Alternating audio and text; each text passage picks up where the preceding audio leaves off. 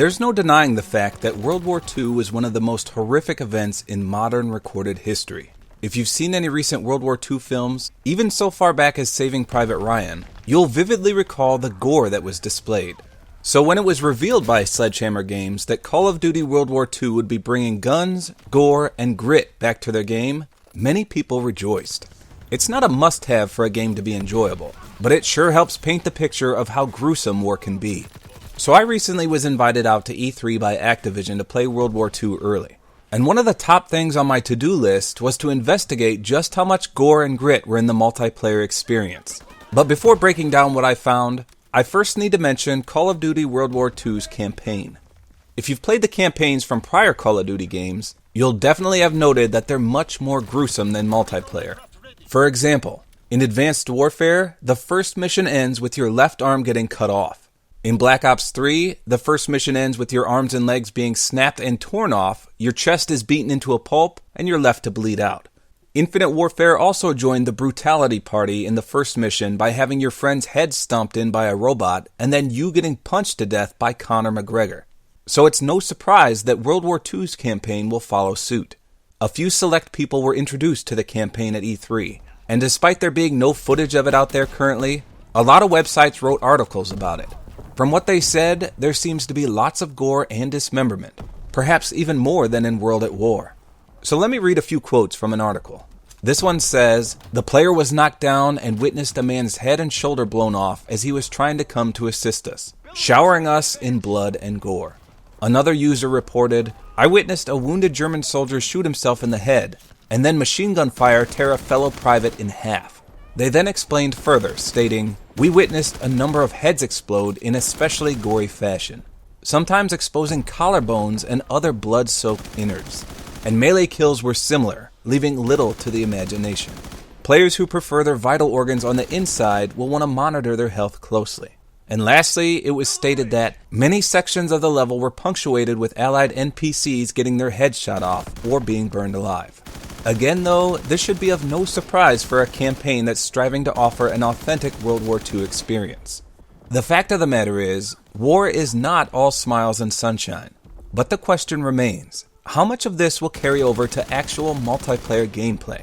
Allow me to share my findings. So first off, let's talk about blood. There's quite a bit of blood splatter in multiplayer, but if you're not actively looking for it, you may miss it. It appears to not be dependent on weapon, so any gun can achieve this effect. It just depends on whether your enemy is standing next to something or not. So watch here as I encounter an enemy standing in this trench. You can clearly see the wall behind him is free of blood. Upon spraying him down, blood emits from his wounds and spray paints the wall a lush red color, which lingers quite a bit. Now upon first seeing this, I assumed it was only headshots that caused this effect. But as you can see, I clearly am not getting headshots and the blood still erupts all over the wall. It's definitely a nice touch to add this to the game. I should note that it doesn't even necessarily have to be a wall to get this to work. In this clip, the enemy runs by a disabled tank, but I tag him a few times in the process, causing his guts to bedazzle the tank with a fresh paint job. Now unfortunately, the splatter isn't permanent. I did some testing and timed it to see just how long it would last though. In this clip, you can clearly see the blood splatter on the wall after this medium to long range kill. The wall is in my line of sight until the splatter dissipates, and I clocked it to linger for approximately 5.683 seconds. Still, that's a fairly long time to admire your artwork. Next, I wanted to cover snipers and shotguns. I know in Call of Duty World at War, some of the heavy duty weapons, such as the shotguns, could actually blow limbs off. I was anticipating the sniper rifles or shotguns to be just as gruesome and awe-inspiring in this multiplayer, but from what I could see, this is not the case. So watch here as I'm in a sniper duel with the enemy. He manages to get his shot off first and take me out, but there's no blood or dismemberment on my end here. Although, you definitely do get the blood splatter effect when sniping as well, so I'm not sure why I didn't see my own corpse bleed out here. So unfortunately, it doesn't appear to be possible to lose a limb from a sniper rifle. The same thing appears to be true with shotguns as well. From my experience playing the game, the shotguns will send you flying in an awkward death pose, but that's about it.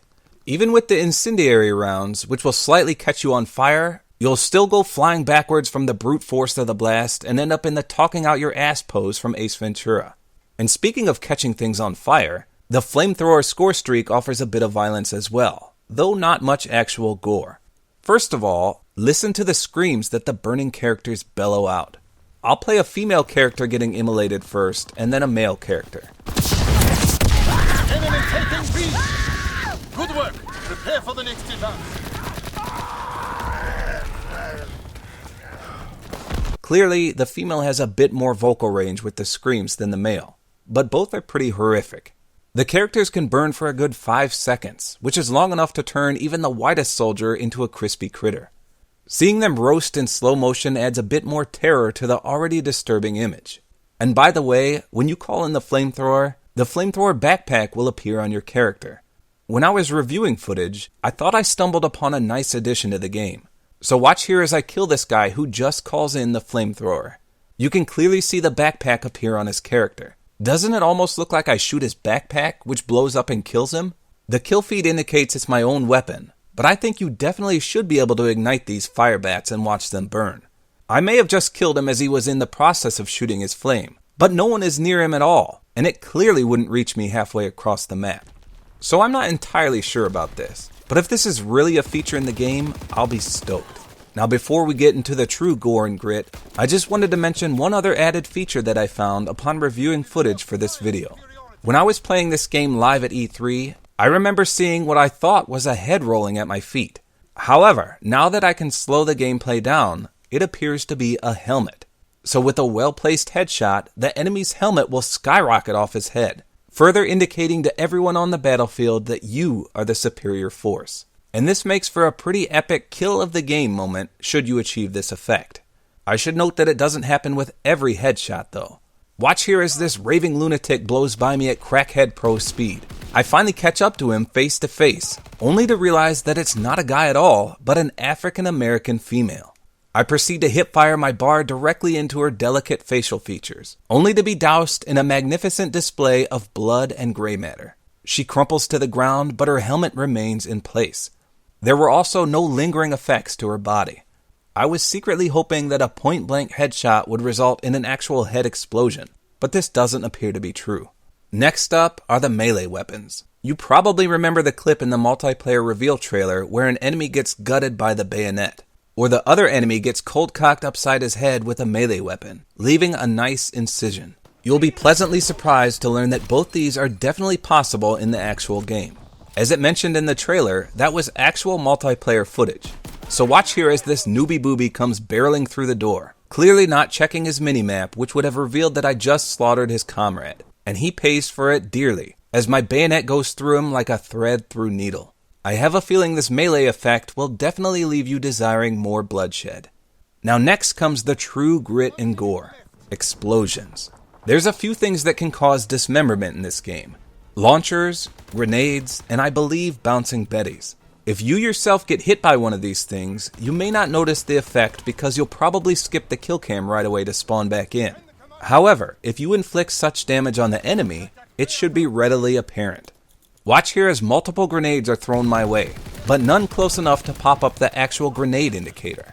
As such, I'm caught in the horrific blast and I die. But not before my leg gets severed and I go reeling across the air with blood squirting profusely. So that was from my own perspective. Here's what it looks like when an enemy receives the brunt of the blast.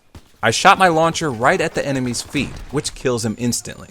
Upon moving forward a little, I'm greeted by his body still writhing in pain as the blood drips fluidly from his stump. Now when it comes to bouncing betties, I'm actually not certain how these behave. In real life, these had a tendency to seriously maim rather than kill those who stepped on one. In particular, limbs and the willy wang were the most vulnerable. So I'm 99% sure these will blow off your limbs in Call of Duty World War II. But I only have one clip of dying to one of these, and I accidentally skipped the full kill cam. You can see a shower of red mist shoot up as my body drops to the ground, which is normally an indication that a limb has exploded. And the brief kill cam that I did see definitely says the death was due to a bouncing betty. Now lastly, and undoubtedly most viciously, dying to a score streak. We've already seen the flamethrower in action, but some of the other score streaks in the game are aerial in nature, and are significantly more powerful. Now I only have footage of the fighter pilot streak, which is achieved at 525 score. I'm gonna play this clip in slow motion, so you can take in the volcanic activity of blood flow as my body is spliced by the powerful strafing of the fighter pilot.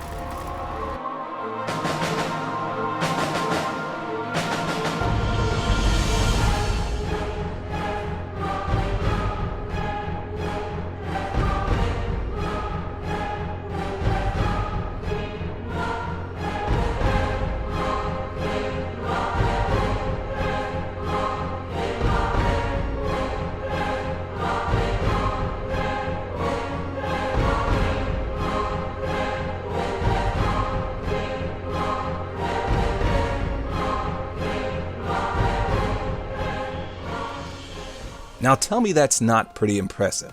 I can only imagine what some of the other Scorestreaks do, such as scoring a direct hit with the glide bomb. I would hope more than just your arms and legs get blown off, but I guess we'll just have to wait and see. So overall, this game definitely has its fair share of gore, even in multiplayer. It sounds like campaign mode will crank up the destruction to almost an authentic level, but the amount of blood and guts available to those playing online still should suffice those with a sweet tooth for hematology.